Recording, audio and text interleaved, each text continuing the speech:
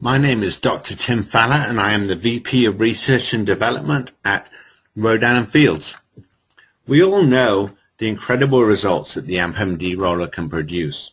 But how does it do it? How does it work? Well, we decided to find out. We took tissue from a plastic surgery procedure, and on half of that tissue we used the AmpMD roller, and on the other half we left it untreated. We took a biopsy from either side, incubated it to keep the tissue alive, and then we did a genetic analysis on that tissue. This would tell us what the AmpMD roller was doing to the tissue, what happened to the DNA, what genes were upregulated and what genes were downregulated.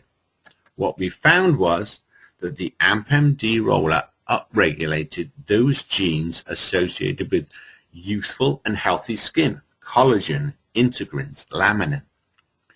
Equally as interesting was that it downregulated genes associated with aging skin and skin that have been subjected to UV radiation. And these are called MMPs, and you can see them here as the red bars.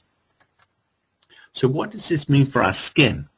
Well, here is the diagram of what our skin looks like with the different layers, the quantified layer, the epidermis, and the dermis. And if we overlay that with what we saw from the molecular analysis, what we see is that junctions are strengthened, extracellular matrix is upregulated, collagen is boosted, and cells are mobilized, those cells that produce collagen. But that isn't all of the story, because we also use retinol.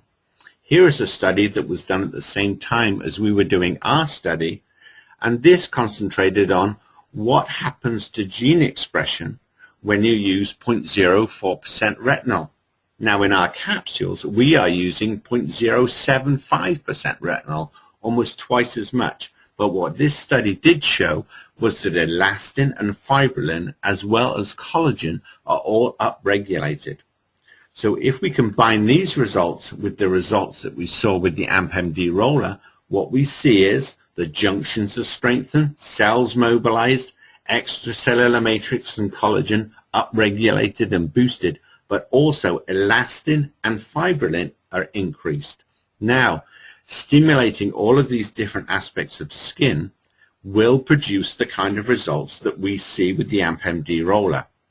But you don't have to take my word for it. Here we see histology slides actually demonstrating what we see at the molecular level and what we have seen in befores and afters at the histological level. So here we have non-treated skin on the left and the same skin treated with the AmpMD roller. Two very important things that you can see straight away. Firstly, look at the surface of the skin. It's much tighter on the right. You don't have all of that sloughing off. You don't have blurred definition between the epidermis, which is the dark layer, and the dermis, which is the light layer. Everything is tighter, much better defined on the right-hand side. Very characteristic of young skin. Now remember, these are from the same person. On the right-hand side, you can also see these fingers of dermis that are going up into the epidermis. These are called dermal papillae. If you look at the left-hand side, there are none there. Dermal papillae are very characteristic, in fact, of baby's skin, because what it does is it increases the surface area of the dermis and the epidermis. This is very important because these dermal papillae are the way that the dermis feeds the epidermis. It delivers nutrients and oxygen, both extremely important to young, healthy skin. So basically, we have turned old skin on the left into young skin on the right by using the AmpMD roller. So what you have seen here is, with the befores and afters, you can see the end result. We know now how that happens from a molecular point of view, and here you can actually see it happening real time with real skin. So how does this play out when we look at a timeline? Well, what we discovered was on day one of using the roller, gene regulation has already started to happen. Good genes are slightly increasing, bad genes are decreasing. So on day one of using the roller, this actually starts to happen. I'm not suggesting that we will see the results on day one, but you can certainly see the process has been initiated. By day 5, it has really taken hold. All of those good genes going up, those bad genes going down. The skin is truly being taught to be healthier and act younger. And this is really the basis of why we see what we see in the histology slides and what we see in our before and after pictures.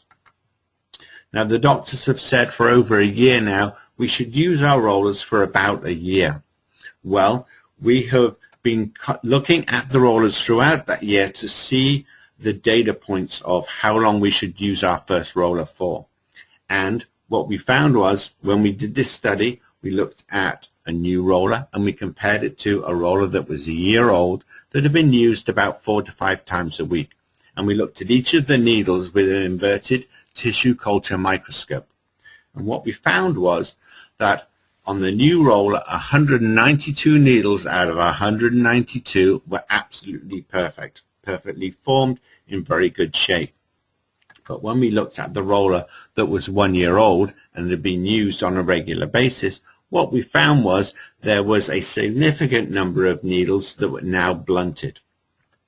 What this means is that very occasionally needles do become blunt.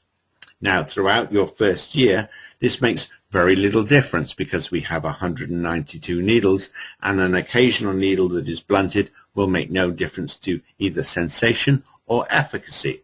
However, after a year, the numbers of these blunted needles begin to accumulate, and after that year, we may see a decrease in efficacy and sensation.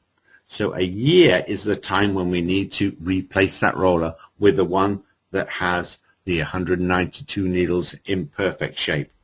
Think of this like getting a cold. You begin to get a cold, you can feel it in your nose and in your throat, but you don't have a cold yet. Having a roller for a year is exactly like that. It's beginning to get to the point where efficacy and sensation will start to decrease. So stay sharp. Every 12 months, replace that roller. It's the only way to keep maintaining that activity that you have seen today on that molecular basis, histology basis, and of course with those fantastic befores and afters.